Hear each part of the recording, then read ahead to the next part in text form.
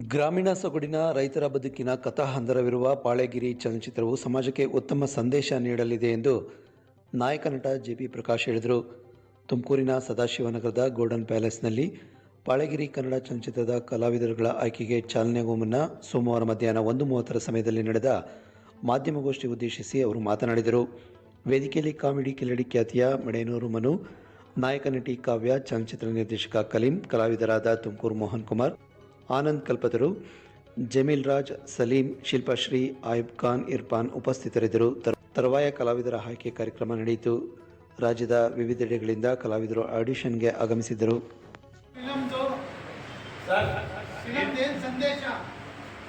Sir, ಇದರಲ್ಲಿ ನಾನು ಕತೆ ಕೇಳಿರೋ ಪ್ರಕಾರ ಹಳ್ಳಿ ಇದ್ರೆ ನಗರ, ಹಳ್ಳಿ ಇದ್ರೆ ದೇಶ, ಹಳ್ಳಿ ಬೆಳವಣಿಗೆ ಆದ್ರೆ ಆ ದೇಶ ಬೆಳವಣಿಗೆ ಆಗುತ್ತೆ, ಹಳ್ಳಿ ಅಭಿವೃದ್ಧಿ ಹೊಂದಿದ್ರೆ ದೇಶ ಅಭಿವೃದ್ಧಿ ಹೊಂದುತ್ತೆ ಅನ್ನುವಂಥ ವಿಚಾರದ ಜೊತೆಗೆ ಇನ್ನೂ ಕೆಲವಾರು ಒಳ್ಳೊಳ್ಳೆ ಸಂದೇಶಗಳು ಇಟ್ಕೊಂಡಿದ್ದಾರೆ.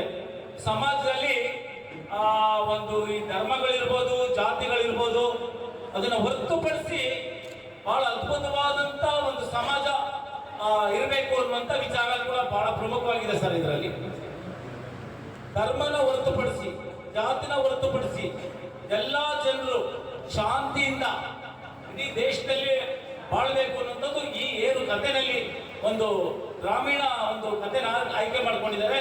ಅಲ್ಲಿಂದನೇ ಇಡೀ ರಾಜ್ಯಕ್ಕೆ, ದೇಶಕ್ಕೆ ಸಂದೇಶ ಹೋಗುವಂತ ಒಳ್ಳೆ ಅದ್ಭುತವಾದಂತ ಸಂದೇಶ ಇದೆ ಸರ್.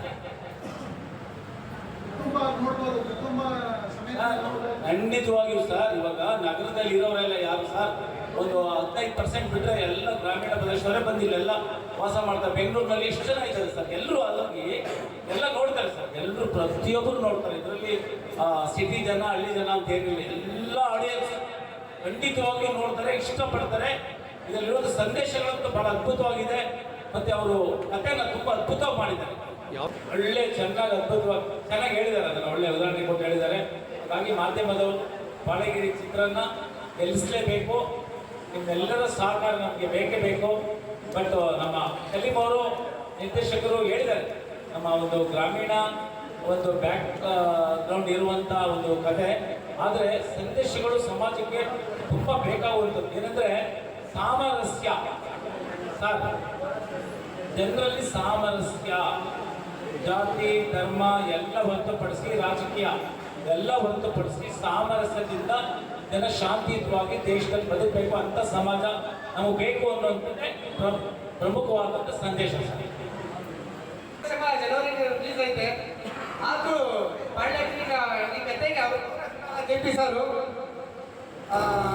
ಉತ್ತಮ ಅಂತ ನಮ್ಮ ತುಮಕೂರಲ್ಲಿ ಮಾಡ್ತಿದ್ದೀನಿ. ಒಂದು ಒಳ್ಳೆ ಮೆಸೇಜ್ ಏನು ಮೆಸೇಜ್ ಇದೆ ಸರ್?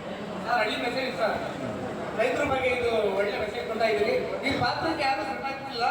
ಜೆಪಿ ಸರ್ಗೆ ಅಲ್ಲಿ ಇನ್ನ ಮಗ 13 ಮೂವಿ 4 ಮೂವಿ ಒಪ್ಕೊಂಡ್ಬಿಟ್ಟಿದ್ದೀರಿ ಯಾವಾಗ ಅಂತ ಹೇಳಿದ್ರು. ಇಲ್ಲ ಸರ್, ಈ ಮೂವಿಗೆ ನೀವೇ ಮಾಡ್ಬೇಕಂತ ಹೇಳಿದೆ. ಓಕೆ ಅಮ್ಮ ಮಾಡ್ತೀನಿ ಅಂತ ಹೇಳಿದ್ರು. ಇವತ್ತು ಜೇನರ್ ಸರ್ ಬಂದಿಲ್ಲ, ಪ್ರೊಡ್ಯೂಸರ್ ಅವರು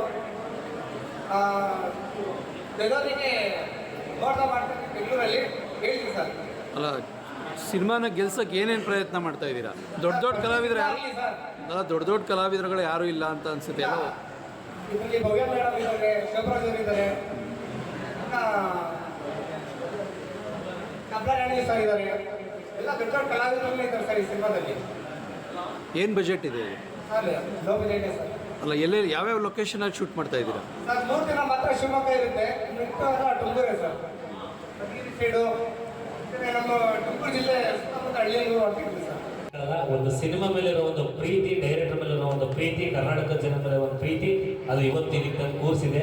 ಜೆಪಿ ಸರ್ ನಿಮ್ಮ ಜೊತೆ ನಾನು ಸ್ಕ್ರೀನ್ ಶೇರ್ ಮಾಡ್ತಾರೆ, ನಿಜವಾಗ್ಲೂ ಖುಷಿ ಆಗ್ತಾಯಿದೆ. Thank you sir, thank you sir. ಹಾಗೆ ಹೀರೋಯಿನ್ ನಮ್ಮ ನಾಯಕ ನಟಿ ನಮ್ಮ ಪ್ರೀತಿಯ ಕಾವ್ಯ ಮೇಡಮ್ ಅವರಿಗೂ ಕೂಡ ನಮಸ್ಕಾರ.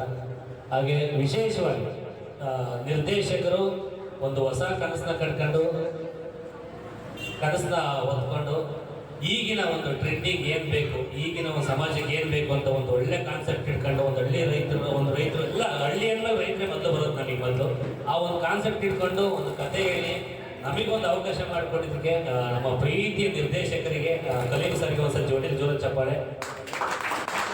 ಇವತ್ತು